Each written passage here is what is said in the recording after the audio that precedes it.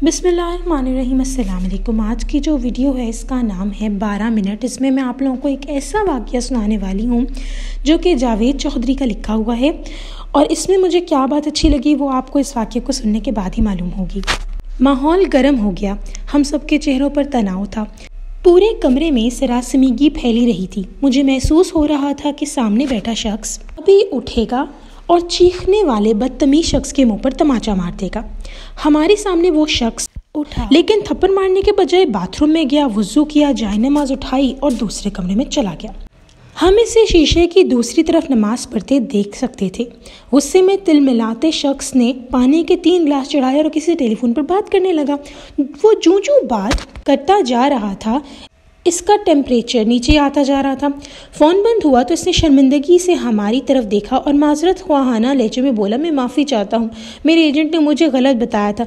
मेरी फ़ाइल वाकई यहाँ से पास हो गई थी। मैंने नादानी में बेग साहब से ज़्यादती कर दी। मैं बहुत शर्मिंदा हूँ। हमने शीशे की दूसरी तरफ देखा। बेग साहब नहायत खुशू खुजू से नमाज़ पढ़ रहे थे। हम खामोशी से कभी तिलमिलाते शख्स को देखने लगते, कभी नमाज़ पढ़ते बेग साहब को। बेग साहब ने नमाज ख़त्म की, जाए नमाज लपेटी और दुरूद शरीफ पढ़ते पढ़ते कमरे में वापस आ गए। जाए नमाज रखी और तिलमिलाते शख्स की तरफ देखकर इत्मीनान से बोले, मेरे भाई आप जाकर तहकीकात कर ले, मैंने वाकई आपकी फ़ाइल भिजवा दी थी। आपको अगर फ़ाइल ना मिले तो आप 1-2 दिन में वापस आ जाए, हम दोनों वापस मिलकर तलाश करेंगे। वो शख्स रोने वाला हो गया और सर झुकाकर बोला, बेग साहब मैं माफ़ी चाहता हूँ, आप दुरुस्त फरमा रहे थे, मेरे एजेंट ने मेरे साथ झूठ बोला था। बेग साहब उठे, तिलमिलाते शख्स को गले लगाया और थपकी देकर रुखसत कर दिया। वो शख्स शुक्रिया अदा करता गाड़ी में बैठ गया। मैं इस तमाम सूरत हाल को हैरत से देख रहा था। मैंने तिलमिलाते शख्स के जाने के बाद बेग साहब से पूछा, सर आपको इस शख्स की गालियाँ, बदकलामी, बदतमीज़ी पर गुस्सा क्यों नहीं आया? वो मुस्कुराकर बोले, आपको किसने बताया मुझे गुस्सा नहीं आया? मैं गुस्से से खोल रहा था। मैंने अर्ज़ किया, लेकिन आपने इसका इजहार नहीं किया, जबकि आप सच्चे और वो इंसान झूठा था। वो मुस्कुराकर बोले, क्योंकि मैं गुस्से की केमिस्ट्री को समझता हूँ और जो शख्स इस केमिस्ट्री को समझता है बड़ी आसानी से गुस्सा कंट्रोल कर सकता है। मैंने पूछा, सर गुस्से की केमिस्ट्री क्या है? वो मुस्कुराकर बोले, हमारे अंदर 16 केमिकल्स हैं। ये केमिकल्स हमारे जज्बात, हमारे इमोशंस बनाते हैं। हमारे इमोशंस हमारे मूड तय करते हैं और ये मूड्स हमारी पर्सनैलिटी बनाते हैं। मैं खामोशी से इनकी तरफ देखता रहा। वो बोले, हमारे हर इमोशन का दौरानिया 12 मिनट होता है। मैंने पूछा, मसलन? तो वो बोले, मसलन गुस्सा एक जज्बा है। ये जज्बा केमिकल रिएक्शन से पैदा होता है। मसलन हमारे जिस्म ने इंसुलिन नहीं बनाई या ये ज़रूरत से कम थी, हमने ज़रूरत से ज़्यादा नमक खा लिया, हमारी नींद पूरी नहीं हुई, या फिर हम खाली पेट घर से बाहर आ गए। इसका क्या नतीजा निकलेगा? हमारे अंदर केमिकल रिएक्शन होगा। ये रिएक्शन हमारा ब्लड प्रेशर बढ़ाएगा और ये ब्लड प्रेशर हमारे अंदर गुस्से का जज्बा पैदा कर देगा। हम भड़क उठेंगे, लेकिन हमारी ये भड़क सिर्फ 12 मिनट तवील होगी। हमारे जिस्म 12 मिनट बाद गुस्से को बुझाने वाले केमिकल्स पैदा करेगा और यूँ हम अगले 15 मिनटों में कूल डाउन हो जाएंगे। चुनांचे हम अगर गुस्से के 12 मिनटों को मैनेज करना सीख लें तो फिर हम गुस्से की तबाहकारियों से बच सकते हैं। मैंने अर्ज़ किया, क्या यह नुस्खा सिर्फ गुस्से तक महदूद है? वो मुस्कुराकर बोले, जी नहीं, हमारे 6 बेसिक इमोशंस हैं, गुस्सा, खौफ, नफ़रत, हैरत, लुत्फ, इंजॉय और उदासी। इन तमाम इमोशंस की उम्र सिर्फ 12 मिनट होती है।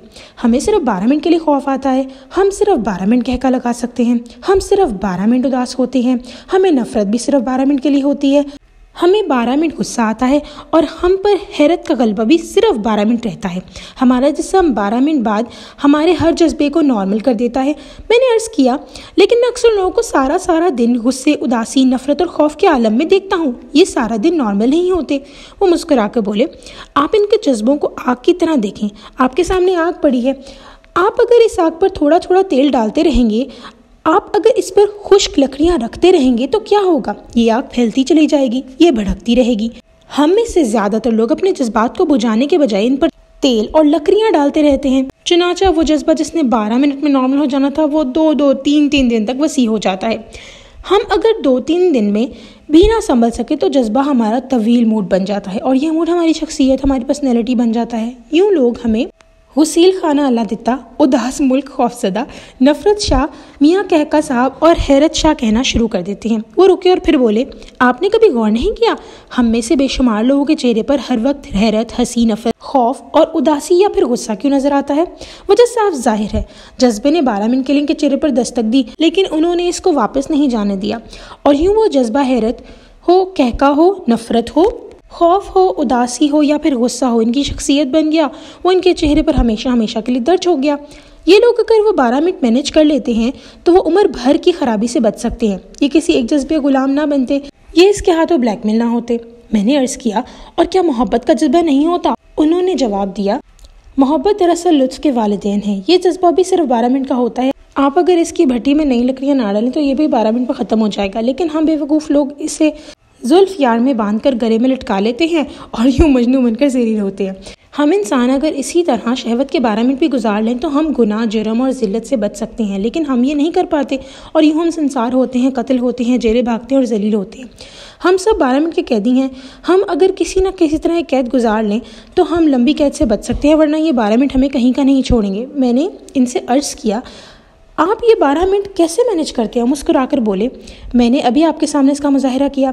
वो साहब गुस्से में अंदर दाखिल हुए, मुझसे अपनी फ़ाइल मांगी। मैंने उन्हें बताया कि मैं आपकी फ़ाइल पर दस्तखत किए वापस भिजवा चुका हूँ, लेकिन ये नहीं माने। उन्होंने मुझ पर झूठ और गलत बयानी का इल्ज़ाम भी लगा दिया, मुझे माँ बहन की गालियाँ भी दी। मेरे तन बदन में आग लगी, लेकिन क्योंकि मैं जानता था सूरत हाल सिर्फ 12 मिनट रहेगी, चुनाचा मैं चुप हो गया, उठा, वज़ू किया, नमाज़ पढ़ी और नमाज़ पढ़ने के बाद मेरे इस अमल पर 20 मिनट खर्च हो गए। इन 20 मिनटों में मेरा गुस्सा भी खत्म हो गया। साहब भी हकीकत से जान गए, मैं अगर नमाज ना पढ़ता तो मैं भी इन्हें जवाब देता। हमारे दरमियान तल्ख कलामी होती, लोग काम छोड़कर इकट्ठे हो जाते, हमारे दरमियान हाथापाई होती, मैं इनका सर फाड़ देता या ये मुझे कोई नुकसान पहुंचाते। लेकिन सारे फसाद का आखिर में क्या नतीजा निकलता? पता चलता हम दोनों बेवकूफ़ थे। हम सारा दिन अपना कान चेक किए बगैर कुत्ते के पीछे भाग रहे हैं। चुनाचा मैंने जायनमाज बिछाई, नमाज पढ़ी और 12 मिनट गुजार लिए और यूँ सारा दफ्तर डिज़ास्टर से बच गया। हम सबका दिन और इज़्ज़त महफूज हो गई। मैंने पूछा, क्या आप गुस्से में हर बार नमाज पढ़ते हैं? वो बोले, हरगिज़ नहीं। मैं जब भी किसी जज्बे गलबे में आता हूँ तो मैं सबसे पहले अपना मुंह बंद कर लेता हूँ। मैं ज़बान से एक लफ्ज़ नहीं बोलता, मैं कहका लगाते हुए बात नहीं करता, मैं सिर्फ हंसता हूँ और हंसते हंसते कोई दूसरा काम शुरू कर देता हूँ। मैं खौफ, गुस्से, उदासी और लुत्फ के हमले में वॉक करने चला जाता हूँ या गुस्सा ले लेता हूँ, वुज़ू करता हूँ, 20 मिनट के लिए चुप का रोज़ा रख लेता हूँ, इस्तिग़फ़ार की तस्बीह करता हूँ, अपने वालदा या अपने बच्चों को फ़ोन करता हूँ, अपने कमरे में अपनी मेज़ की सफाई शुरू कर देता हूँ, अपना बैग खोल कर बैठ जाता हूँ, अपने कान और आँखें बंद करके लेट जाता हूँ या फिर उठकर नमाज़ पढ़ लेता हूँ। यूँ 12 मिनट गुजर जाते हैं, तूफ़ान टल जाता है, मेरी अकल ठिकाने पर आ जाती है और मैं फैसले काबिल हो जाता हूँ। वो खामोश हो गए। मैंने अर्ज़ किया, और अगर आपको ये तमाम सहूलतें हासिल ना हो तो आप क्या कर सकते हैं? वो रुके, चंद हमें सोचा और बोले, आसमान गिर जाए, ये ज़मीन फट जाए, मैं मुंह नहीं खोलता, मैं खामोश रहता हूँ। आप यकीन कीजिए, सुनामी खवा कितना ही बड़ा क्यों ना हो, वो सब मेरी खामोशी का मुकाबला नहीं कर सकते। वो बहरहाल पसपसा हो जाता है। आप भी खामोश रह के ज़िंदगी के तमाम तूफ़ानों को शिकस्त दे सकते हैं। सो आई होप कि आपको इस 12 मिनट के वाक़े से इतना तो अंदाज़ा हो ही गया होगा कि हमारी सिर्फ़ और सिर्फ यहाँ पे दीन के बारे में बात नहीं हो रही, बल्कि ये भी हो रही है किस तरीके से आप साइंस के थ्रू हमारे इमोशन जैसे से 12 मिनट रहते हैं, इसको फॉलो करते हुए आप किस तरीके से सिर्फ 12 मिनट के लिए ही अपने इन इमोशंस को काबू कर लें और फिर आपके हर तरह, स्पेशली उन इमोशंस को काबू करना तो बहुत ज़रूरी है जो कि आपके ऊपर हावी हों, आपके किसी भी किस्म के जज्बाती फ़ैसले को जो है वो उजागर करें और कोई भी ऐसा काम करें जिससे आप अपसेट हों। सो आई होप कि ये वीडियो आप लोगों के लिए हेल्पफुल रही होगी। तो अगर किसी को भी अपना गुस्सा कंट्रोल करना है, अपनी कोई भी ऐसा इमोशन कंट्रोल करना है जो वो नहीं कर पाते, जज्बातीपन या कोई भी ऐसी चीज़, 12 मिनट के लिए एटलीस्ट सोचें उसके ऊपर या एटलीस्ट अपना मुंह बंद ज़रूर रखें। So I hope you like this video. इंशाल्लाह नेक्स्ट वीडियो में फिर हाजिर होंगे, तब तक के लिए अल्लाह हाफ़िज़।